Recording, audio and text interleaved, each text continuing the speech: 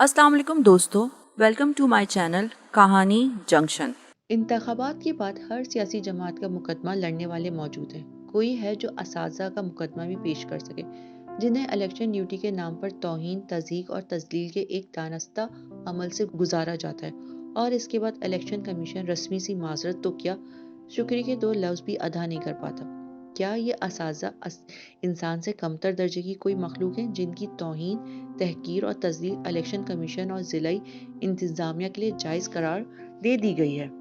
Media और social media लम्हे लम्हे की खबर देते हैं, बाल को पकड़ते हैं और इसकी खाल उतार देते हैं, लेकिन इस सारी मश्क में ये बात एक लम्हे के लिए ज़ेरे बहस नहीं आ सकी कि इलेक्शन ड्यूटी के नाम पर असातिज़ा को किस तजलील से गुजरना पड़ा और ये सब किसकी नाअहली और गफलत से हुआ। हमारी ब्यूरोक्रेसी और हमारे अहले सियासत के यहाँ ये बात अब शायद एक गैर तहरीरी उसूल का दर्जा पा चुकी है कि असातिज़ा इस माशरे की इज्तिमाई कमीन है। डेंगी से मरदमशुमारी तक और मरदमशुमारी से इलेक्शन तक इन्हें हर जगह झोंका जा सकता है, और इन्हें किसी मुनासिब सहूलत की जरूरत है न इंसानी दर्जे में एहतराम देने की। अहले इक्तिदार और इनके अफसर शाही के ख्याल में ये रिपोर्ट से जरा ऊपर और इंसानों से काफी नीचे की एक मखलूक है, जिसे हर बेहुदा हुक्म पूरी शान बेनियाजी से सुनाया जा सकता है। इस सारी मश्क का हासिल चंद सवालात हैं। इलेक्शन कमीशन के पास कोई जवाब है तो हम मुंतजिर हैं। पहला सवाल ये है कि इलेक्शन ड्यूटी में असातिज़ा ही का इंतखाब क्यों? दीगर बहुत सारे महकमे मौजूद हैं,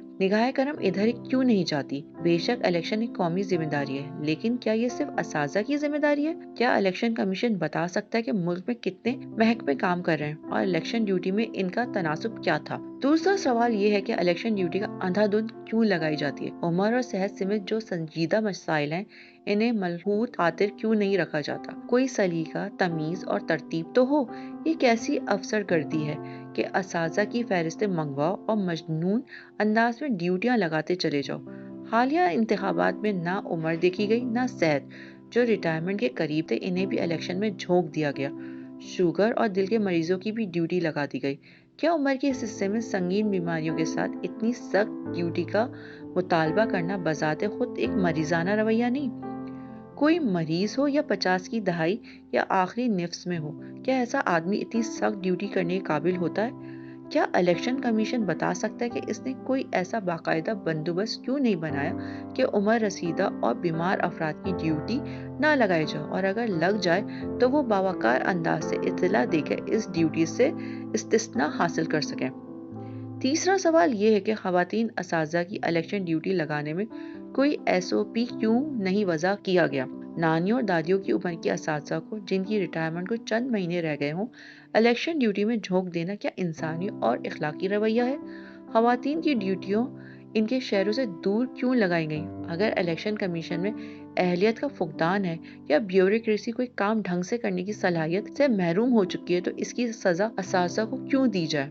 चौथा सवाल भी इलेक्शन कमीशन और ब्यूरोक्रेसी की इंतजामिया एहलियत से मुतालिक है। खवातीन असातिज़ा की ड्यूटियां शहर से दूर लगा दी गई, फिर इन पर प्रिजाइडिंग अफसरान से कहा गया कि एक दिन पहले आकर सामान ले जाएं और रात पोलिंग स्टेशन पर गुजारें। सामान लेने के लिए असातिज़ा दिन 11 बजे पहुंचे तो कुछ शाम हो गई और कुछ को इससे भी ताखीर। इस बद इंतजामी का जिम्मेदार कौन है? क्या सामान की तरसील का कोई शरीफाना तरीका नहीं हो सकता? और क्या असातिज़ा को घंटों लाइनों में खड़े करना एक मौजूद तर्ज अमल है? जिन्होंने सुबह सारा दिन इलेक्शन ड्यूटी देनी है, इन प्रिजाइडिंग अफसरान के लिए पोलिंग स्टेशनों पर रिहाइश के क्या इंतजामात थे? काश कोई पटवारी वो व्हाट्सएप मैसेज इलेक्शन कमीशन को भेज दे जो इन्हें भेजे गए ये काम आपने करने, वरना कार्रवाई के लिए तैयार रहें। क्या हुस्ने इंतजाम का मेयार ये होता है कि स्टाफ को तजलील और तौहीन के अमल से गुजारो और खुद प्रेस टॉक करके सुरखरू होते रहो? पांचवा सवाल नताइज की तरसील से था। पिछले दिन और फिर इलेक्शन वाले दिन के थके हारे प्रिजाइडिंग अफसरान जब नताइज आरोज को देने पहुंचे तो आगे से लंबी लाइनें लगी थी। बद इंतजामी का ये आलम रहा कि खवातीन प्रिजाइडिंग अफसरान सारी रात वहीं खड़ी रहीं कि आलीजा आरोज साहब तशरीफ लावे, नताइज वसूल फरमावे और वो घर जा सके। बड़ी तादाद में खवातीन असातिज़ा जब रिजल्ट जमा करा के घर पहुंची तो सुबह हो चुकी थी या होने वाली थी। इस सर्दी के आलम में खवातीन असातिज़ा ने वोटों के बोरे खुद उठाए हुए थे, साथ साथ स्टाफ तक नहीं था। इन्होंने अक्सर मकामात पर रात शामियानों के तले और खुले आसमान के नीचे गुजारी। वॉशरूम तक का कोई मुनासिब बंदोबस्त नहीं था। سوال وہی ہے کہ الیکشن کمیشن اور افسر شاہی کے خیال میں کیا اساتذہ انسان سے کم درجے کی کوئی مخلوق ہے؟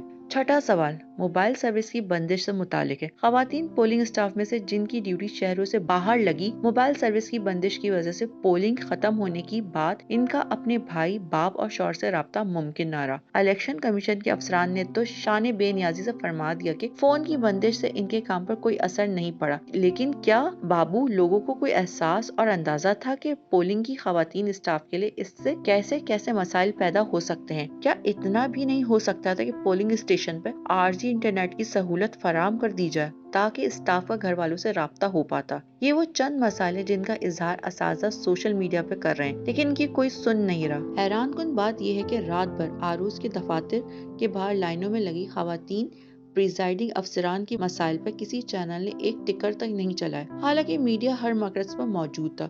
سب کے نزدیک خبر صرف ایک تھی کہ کس نے کتنے ووٹ لیے۔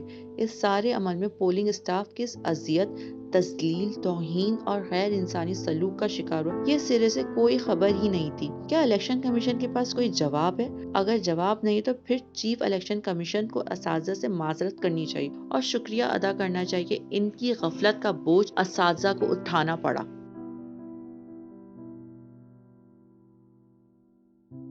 آج کے لیے اتنا ہی، ملتے ہیں اگلی کہانی کے ساتھ۔ اپنے قیمتی فیڈ بیک دینے کے لیے ویڈیو کو لائک اینڈ سبسکرائب ضرور کیجیے، اور اگر آپ کے پاس بھی ایسی ہی کوئی انٹرسٹنگ اسٹوری ہے تو ڈسکرپشن باکس میں دیے گئے جی میل ایڈریس پر ہمارے ساتھ ضرور شیئر کیجیے۔